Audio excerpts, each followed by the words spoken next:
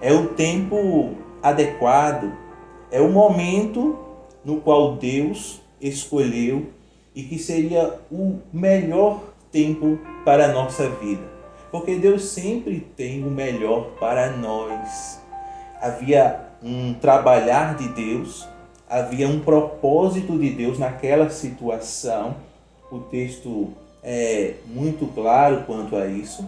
E aqueles propósitos dependeria do tempo de Deus na vida dos seus discípulos. É necessário que às vezes nós passemos por algumas situações, por algum tempo, para que nós possamos aprendermos algumas coisas. Essas coisas nos trará por vezes experiências. Essa experiência nos trará esperança quanto a outros fatos que nós iremos vivenciar. Então, o tempo é muito importante. Há uma linguagem quando falo deste conflito de o tempo de Deus e o tempo do homem, entre o kairos de Deus e o cromos do homem. Há uma linguagem que eu vejo como uma linguagem maravilhosa. E o exemplo que gosto de dar é sobre a música. A música é algo extremamente belo. Quem não gosta de música, não é? A música é universal, até Deus gosta de música. É interessante porque quando Jesus nasceu, a Bíblia diz que miríades e miríades de anjos, ou seja, uma quantidade que nós talvez nem compreendamos, louvava dizendo: glória a Deus nas alturas e paz na terra aos homens a quem Deus quer bem. Olha que coisa maravilhosa. Então a música, ela é algo extremamente precioso na vida do ser humano. Mas para que haja música, não são necessários só as notas musicais. É verdade que sem as notas não teríamos música, mas também é verdade que existe uma pausa, existe um tempo de uma nota para outra. E é sobre esta figura da pausa que eu gostaria de destacar quanto ao tempo de Deus. A pausa, ela faz com que haja música. Sem pausa, as notas estariam misturadas e seria algo doloroso ao nosso ouvido. Nós não gostaríamos de ouvir uma música sem pausa. Não haveria beleza alguma nisso. Então, a pausa serve para embelezar a música. Quanto maior a pausa, maior a beleza daquilo que está por vir. Perceba que Deus criou todas as coisas em 6 dias e no 7º ele descansou, ou seja, deu uma pausa. Perceba que do Antigo Testamento para o Novo Testamento é um período de silêncio de 400 anos. Mas depois disso, quando Deus quis falar, falou através do seu próprio Filho.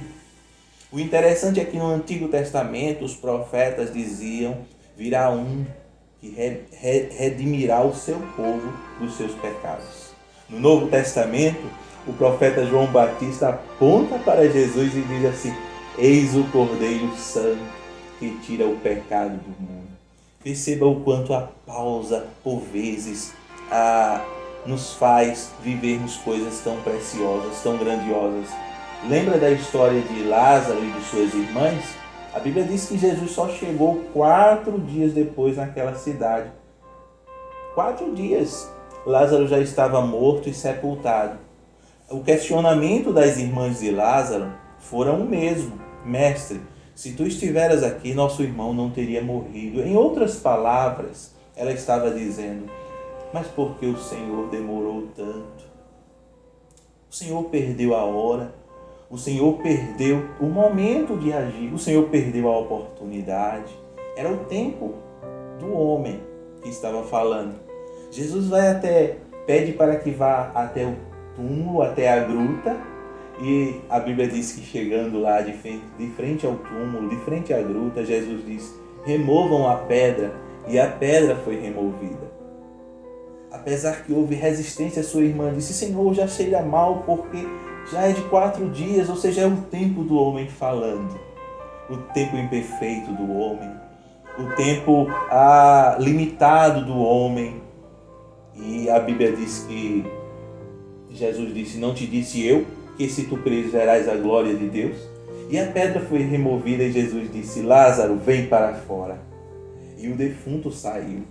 Aquela família viveu o maior milagre de suas vidas. Aquela família viveu o sobrenatural de Deus na vida delas. Viveu uma experiência a qual nunca viveria se não fosse o tempo de Deus. Se não fosse a pausa de Deus. A pausa que eu e você, por vezes, estamos vivenciando, tem um propósito todo especial de Deus operar coisas grandiosas na nossa vida. Tente compreender assim, tente perceber assim e com certeza você irá ter uma nova perspectiva.